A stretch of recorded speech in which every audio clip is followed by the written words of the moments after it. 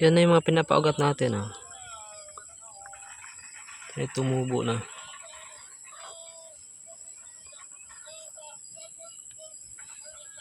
Yan, marami na yung salingsing sa Bisaya tawagin. Ito yung mga nahuli. Huli nating pinapaugat. Ito, huli din to. So yan, marami na tayong babaging na naman. Yung iba ko doon na nakabaging na, yung malalaki na, tinanim ko na. Kaya kaunti na lang yan. So ito naman yung pang natin, pang dagdag. Yung may kailangan pa nating taniman.